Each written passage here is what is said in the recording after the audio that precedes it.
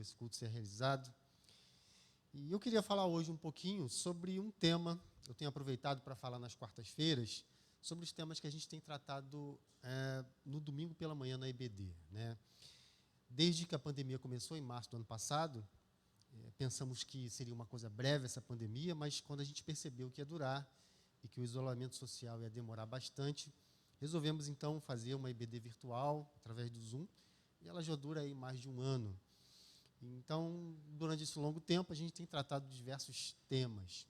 E na semana passada, resolvemos falar sobre as doutrinas que a gente crê, né? Quais as doutrinas batistas. E nós começamos, então, falando sobre a origem dos batistas, quando eles começaram, por que esse nome batista, em que contexto os batistas surgiram, no que eles creem, qual a diferença entre a Igreja Batista e as demais denominações, como a presbiteriana, a congregacional, a Assembleia de Deus, a Igreja Católica.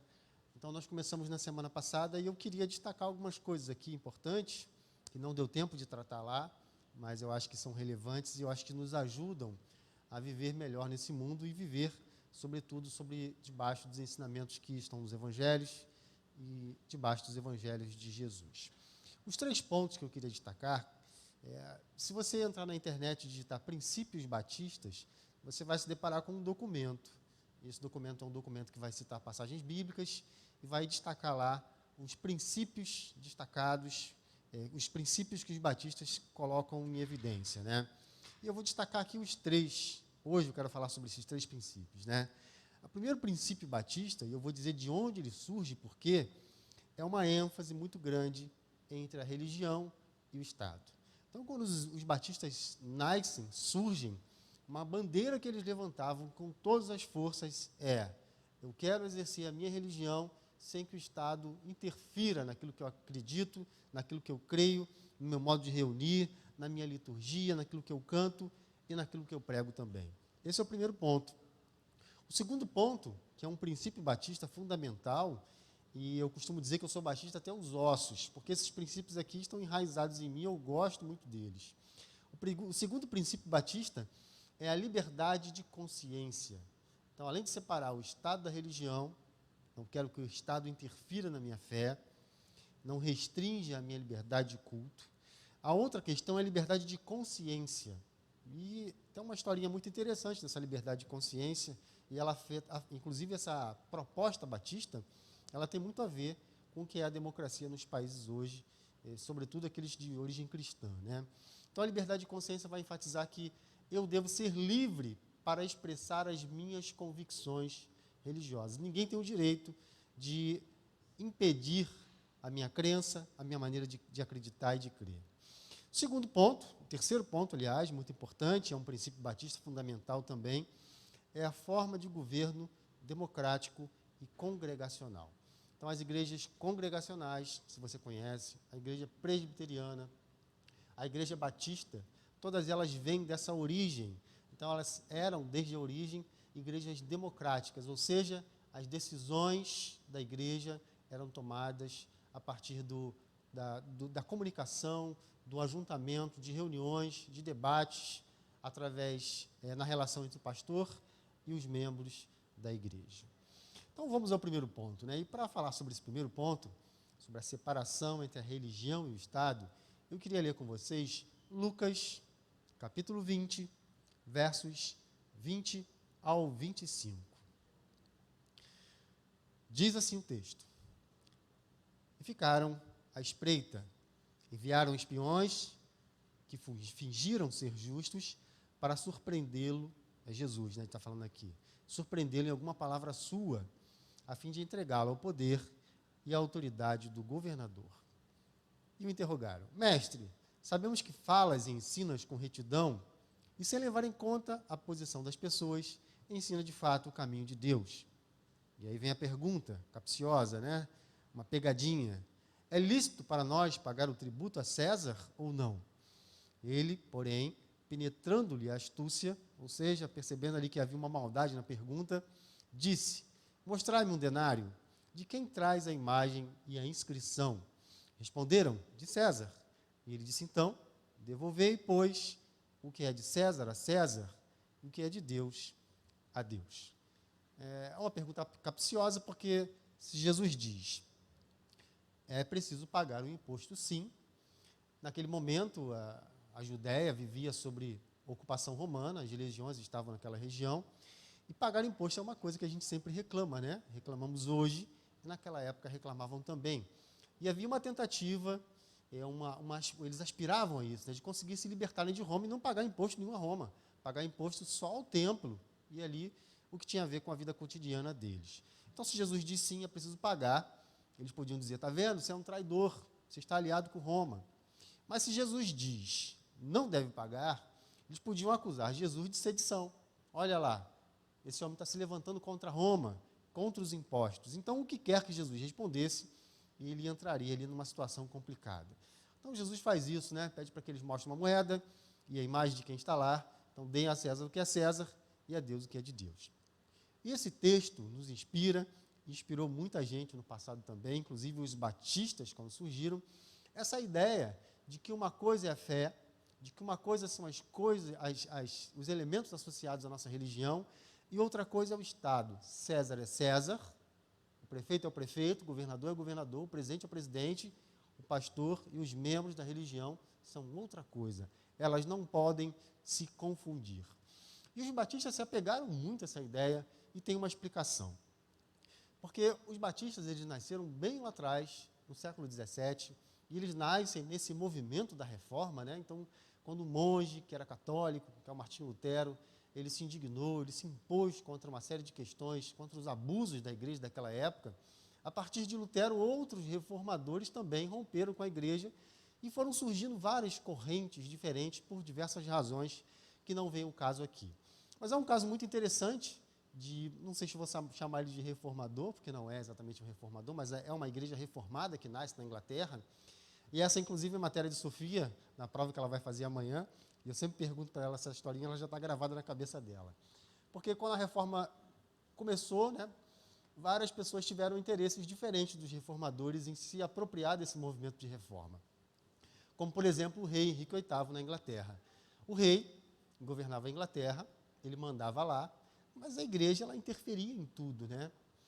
Então, quando o movimento começou a se difundir na Europa, o Henrique VIII ele tinha um problema, porque ele era casado, mas a mulher dele não conseguia ter filhos. E aí ele teve uma ideia, eu vou pedir autorização à igreja para que esse casamento seja anulado e eu me case com a Ana Bolena.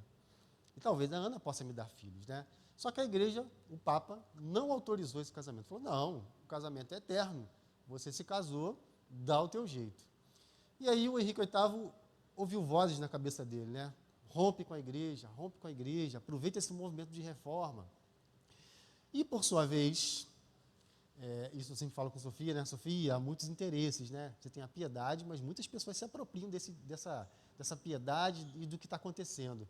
E aí vem a burguesia que queria enriquecer, a nobreza que queria terras, e sopra no ouvidinho do Henrique VIII. E o que ele fez foi o seguinte, né? Tenho uma ideia. Eu vou romper com a igreja, e aí eu coloco um líder religioso aqui na Inglaterra, que vai ser outra pessoa que não o Papa, e ele, obviamente, sendo submisso a mim, vai autorizar esse casamento. De quebra, todas as propriedades da igreja na Inglaterra serão minhas, dos nobres, e a burguesia vai poder negociar também, sem os impedimentos e a igreja atrapalhar. Então, desse jeito, todo mundo ganhava. O rei ganhava, a burguesia, que eram comerciantes da época, banqueiros, ganhavam, e os nobres ganhavam terras também. E foi o que ele fez, rompeu com a igreja e criou a Igreja da Inglaterra, que é a igreja anglicana. E aí você vai perguntar, o que os batistas têm a ver com isso, Jonas? Você está contando uma história tão estranha, tão política, mas vamos devagar. Então, quando essa igreja anglicana surge, é uma igreja com uma teologia de Lutero, reformada, não é isso? Mas ela era ainda uma igreja muito pomposa, cheia de luxo, e o rei da Inglaterra era o líder supremo da igreja. Então, vejam, o rei interfere na religião. Então, na medida em que o tempo foi passando, um grupo de anglicanos, chamados de separatistas, né, eles começaram a dizer assim, pera lá, há algo de errado com essa igreja. A gente precisa seguir os ideais da reforma e levar adiante esse projeto. Não está certo o rei ser o líder da igreja. O líder da igreja é Jesus. e aí começou um movimento de separação. E aí que os batistas vão surgir um grupo de pessoas chamado de puritanos, né? E nesse movimento dos puritanos é que vão surgir os batistas. Então vejam que essa ideia de religião ser separada do Estado nasce a partir de um grupo religioso dentro da igreja anglicana, da igreja da Inglaterra, querendo que o rei cuidasse das coisas do reino e que a igreja cuidasse da sua própria vida e que ele não interferisse na vida deles. Então, os batistas surgem aí no século XVII, a primeira igreja batista é fundada na Holanda, e eles levam adiante, e eu espero que guardem no coração esse princípio até hoje. A gente vive tempos meio estranhos, né? Você vê batistas aí misturando política com igreja, trazendo político dentro da igreja, mas esse é um princípio muito forte, e isso deve ser evitado. E por quê? Todos nós acompanhamos nessa semana o Talibã voltando ao poder no Afeganistão, né? Que coisa triste, porque se o camarada ele quer viver daquele jeito, todos os homens têm que ter barba e a mulher tem que vestir aquela burca. A gente vê no Brasil freiras usando roupas muito parecidas, inclusive, mas é voluntário, elas querem usar. Se ela não quiser usar, ela sai daquele meio e usa a roupa que ela quiser. Mas lá, para nossa tristeza, as mulheres são obrigadas, é uma imposição e elas não podem estudar. E a gente fica pensando o que se passa na cabeça desses homens, né? Que medo é esse das mulheres, né? Porque parece que é isso, é um medo das mulheres conseguirem ser superiores a eles. Então, me parece que por trás desses homens, com fuzis e com uma cara de mal, há uma fragilidade muito grande no coração, né? Lá dentro, naqueles cérebros ali, há um problema, e se eles se deitassem no divã, eles passariam dias ali com um psicólogo para tentando tratar o que acontece lá dentro. Enfim, o primeiro ponto, gente, é esse. É um princípio batista muito importante, muito antigo, e que eu acho que tem a ver com o que Jesus fala lá, com essa questão do dar a César o que é César, a César o que é de César, e dar a Deus o que é de Deus. Tem a ver com os batistas, e eu acho importante a gente levar adiante esse projeto, que ninguém interfira na nossa fé, e do mesmo modo também a gente não pode ceder às vontades políticas, e essa relação não vai dar coisa boa. O segundo ponto que eu queria destacar, que é um princípio batista, e que também a gente encontra essa tendência já no Novo Testamento, é a liberdade de consciência. Então, além de lutar pela separação entre o Estado e a religião, os batistas sempre lutaram pela liberdade de consciência. Eu quero ser livre para expressar as minhas convicções, sejam elas quais forem. Aqui a gente vai esbarrar em um probleminha que eu já vou colocar já já. Mas antes eu queria ler o texto. Está lá em 1 Coríntios 4, de 1 a 4. Então, vamos lá. Diz assim: portanto, considerem-nos, os homens, como servidores de Cristo e administradores dos mistérios de Deus. Ora, o que se requer dos administradores é que cada um seja fiel. Quanto a mim, pouco me importa ser julgado por vós ou por tribunal humano. Eu também não julgo a mim mesmo. E aí o importante, no verso 4, verdade é que a minha consciência de nada me acusa, mas nem por isso estou justificado. Meu juiz é o Senhor. Essas palavras inspiraram Lutero também, na época da Reforma, porque quando Lutero escreveu as teses criticando o que ele considerava abuso da igreja, ele teve que responder por isso, né? Ele teve que comparecer diante de um tribunal eclesiástico, né? E a ideia é que Lutero, ali naquele tribunal, simplesmente dissesse: rejeito tudo que eu disse. Todos esperavam isso. Lutero não vai chegar aqui e vai contestar, ele não é doido. Só que quando Lutero chegou lá, diante daquele tribunal, ele disse assim, o texto é longo, eu só cortei um pedacinho, mas as palavras finais dele são: minha consciência é cativa da palavra de Deus. Eu não posso e não vou me retratar de nada, pois não é seguro nem certo ir contra a consciência, ou seja, aquilo que eu julgo que é correto. Deus me ajude. Amém. Então, lembra muito esse texto de Coríntios, né? Não que eu seja correto em tudo, mas a minha consciência não está me acusando. Talvez eu esteja errado, mas vocês não poderão me julgar. Que Deus me julgue, então. Então, é um texto muito legal.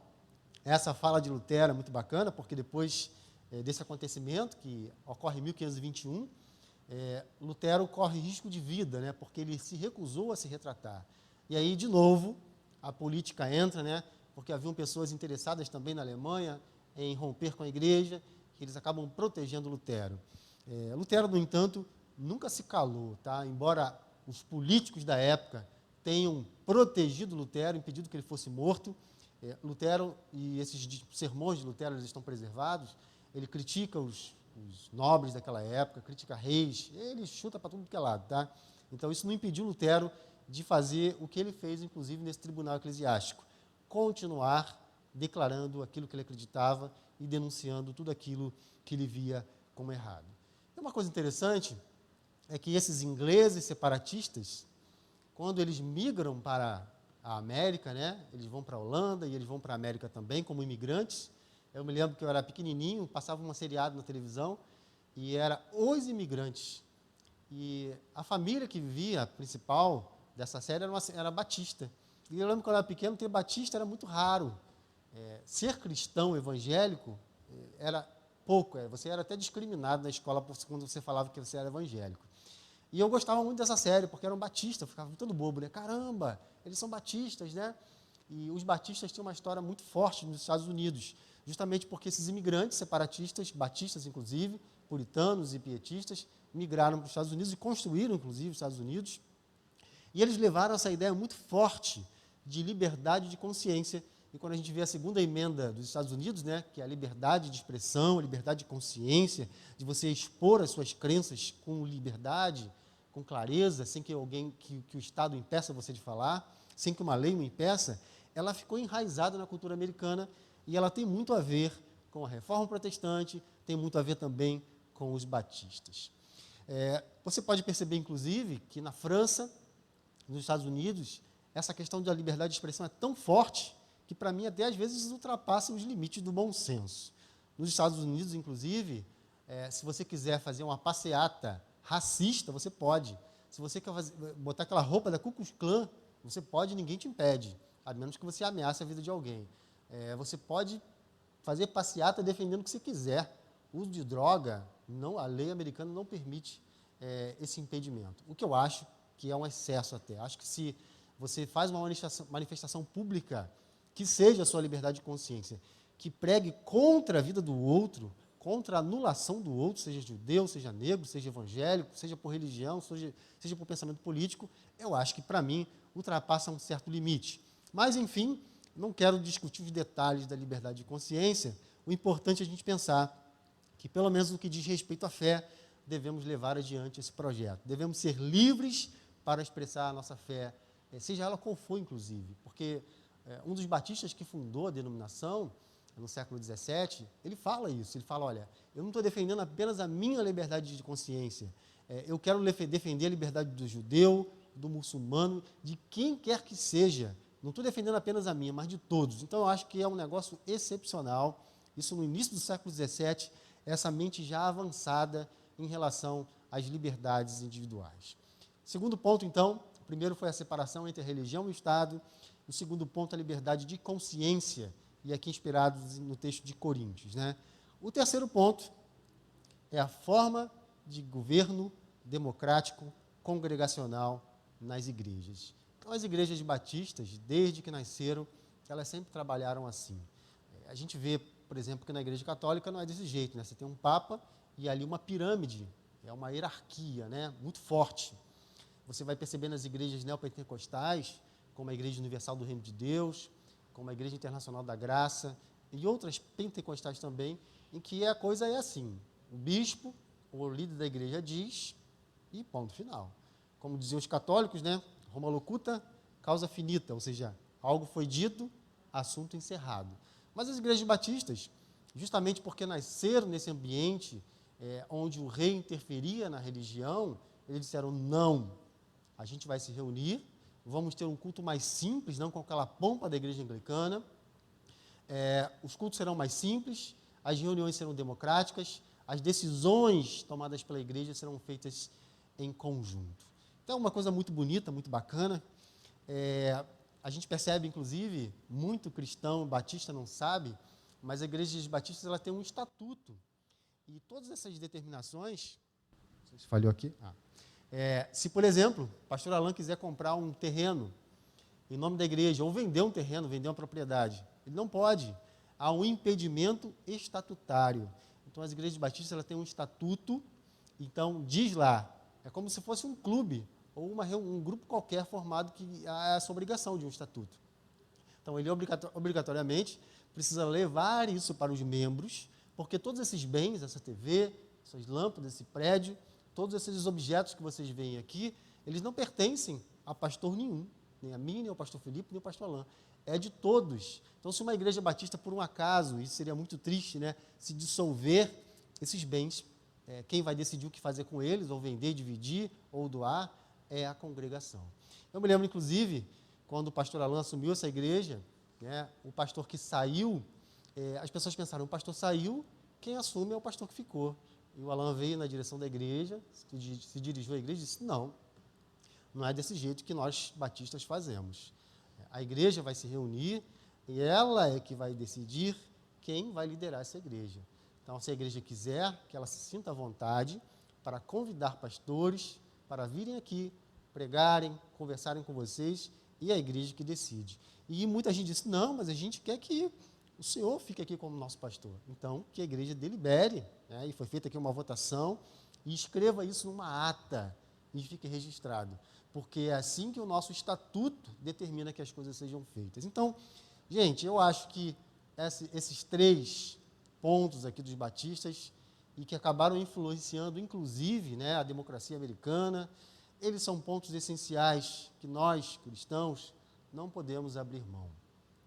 E digo mais, né, são princípios que extrapolam o limite da religião. Então, separar a igreja do Estado, a liberdade de consciência, de manifestar as nossas opiniões sem impedimento algum, e a forma de governo democrático, ou seja, não é uma pessoa, não é um rei, não é um ditador, não é um talibã que vai dizer como as coisas têm que ser feitas. A gente tem que conversar.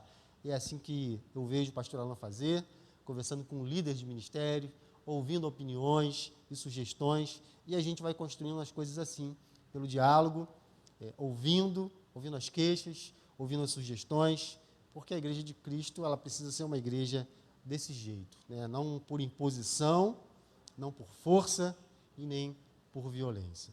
Que Deus nos abençoe, que Deus abençoe a vida de cada um de vocês em casa. Antes de sair de casa, eu conversei com a Penha, membro da nossa igreja, viajou para rever a família dela, que mora nos Estados Unidos, e ela teve que passar no México. E a Penha me contou que vai passar um furacão por lá, viu? É o mesmo furacão que está se dirigindo para o Haiti, nas ilhas do Caribe, né? E fica ali na América Central, tanto o Haiti quanto o México. Então, o furacão acho que é o mesmo, que vai passar naquela região. Então, eu não sei se a Penha fez um pedido de oração, que depois vai ser lido aqui, mas se não fez, então que Deus proteja a vida da Penha, proteja os haitianos que já passaram aí por uma situação dramática de um terremoto, e proteja todas as pessoas que estiverem na rota desse furacão. Então, eu queria orar para a gente encerrar o culto dessa noite. Pai eterno, obrigado por esse dia de vida, obrigado pela vida de todos os membros dessa igreja, por aquelas que estão viajando, por aquelas que estão enfermas, por aquelas que passam por problemas. Te pedimos que nos coloque no nosso coração esses princípios, que são princípios do meu entendimento, princípios bíblicos, de separação entre a religião e o Estado, princípio da liberdade de consciência, da gente ser livre para expressar as nossas convicções, a nossa fé, e mais do que isso, a gente defender a liberdade do outro de exercer a sua fé e as suas convicções também. Uma igreja que dialoga, uma igreja que compartilha das suas angústias, das suas felicidades, das suas vitórias também. Então, abençoa essa igreja, abençoa o pastor Alain na direção dela, e que o Senhor nos abençoe. É o que te pedimos, agradecemos, em nome de Jesus Cristo. Amém.